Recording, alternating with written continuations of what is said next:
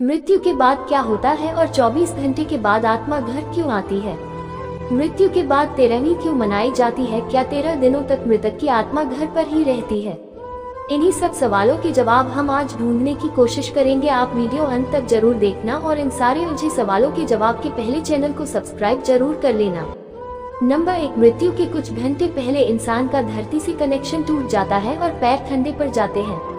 Number 2, मरने के बाद उसका संपूर्ण जीवन जन्म से लेकर मृत्यु तक फ्लैशबैक की तरह स्पीड से दिखता है।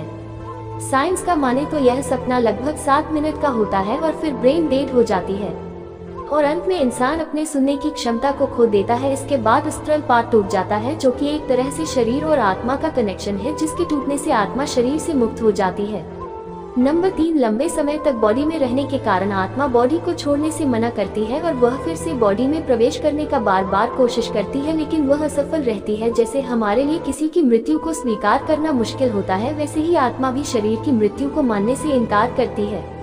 नंबर 4, शरीर छोड़ने के बाद आत्मा 15 फीट ऊपर हवा में तैरती रहती है। वह अपने परिजनों को रोते हुए देखती है। उसके बारे में बोले गए शब्द किसी शोर की तरह सुनाई देती है। नंबर 5, हिंदू ग्रंथों के अनुसार रात के समय अंतिम संस्कार नहीं किया जाता है, उसे सूर्य देव की पहली किरण के साथ ही जलाया जाता है। अगर किसी व्यक्ति का अंतिम संस्कार रात को किया जाए तो उसकी आत्मा प्रेत योनि में प्रवेश करती है। उसके बाद वह सदा के लिए भटकती रहती है। नंबर 6, मृत्यु के बाद शव को एक पल के लिए भी अकेला नहीं छोड़ा जाता है। अगर शव को रात भर घर में रखा जाए तो संपूर्ण परिजन रात भर शव को जगते हैं। एक बार एक गांव में शव को कुछ पलों के लिए अकेला छोड़ दिया, जिसके बाद बाहरी प्रेतों ने शव पर कब्जा कर लिया और मृत बॉडी ने पूरे गांव को जला दिया। गांव में हनुमान जी का एक मंदिर था। भूतों प्रेतों से भरी बॉडी हनुमान जी के मंदिर के सामने से गुजरी। उन आत्माओं ने हनुमान जी की मूर्ति देखी और फिर डर कर उस बॉडी को छोड़ दिया। तब से लेकर आज तक कोई भी डेड बॉडी को अकेले छोड़ने की गलती नहीं करता है। नंबर 7, अंतिम समय में 2 यमदूत आते हैं। वह मरने वाले के साथ वैसा ही व्यवहार करते हैं जैसा वह मरने के पहले संपूर्ण जीवन में किया था। अगर मरने वाला अच्छा आदमी है तो वह आसानी से प्राण त्याग देता है, परंतु पापी है तो यमदूत भी उन्हें बहुत यातनाएं देते हैं और वह तड़प तड़प कर मरता है। नंबर 8, मनुष्य के कर्म के अनुसार उसे स्वर्ग या नरक भेजा जाता है। फिर चित्रगुप्त जी के द्वारा उसके कर्मों का लेखा जोखा निकाला जाता है। गरुड़ पुराण के अनुसार कुल 36 प्रकार के नरक हैं, जहां मनुष्य के कर्मों के अनुसार उसे यातनाएं दिया जाता है, जो कि किसी की कल्पना से भी खतरनाक है।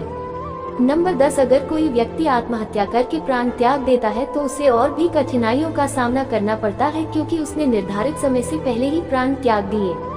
कहा जाता है यह शरीर हमारा नहीं है, यह एक किराए का मकान जैसे है, जिसे हमें कुछ समय के लिए रहने के लिए मिलता है। यह मिट्टी का है और एक दिन मिट्टी में मिल जाएगा।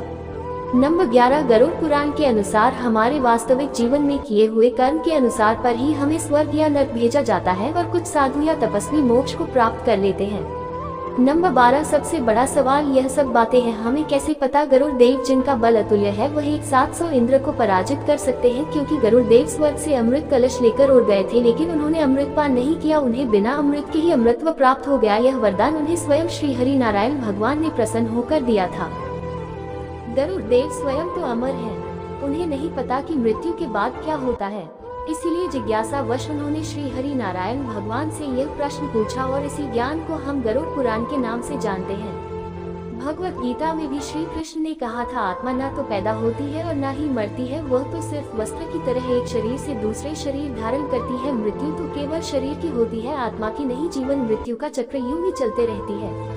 इसीलिए दोस्तों, मरने से पहले कभी भी मत मरो अंतिम समय में। इसीलिए राम नाम सत्य है कहा जाता है, क्योंकि वही संपूर्ण जीवन की सार है। श्री राम ही सर्वश्रेष्ठ है, वही सत्य है।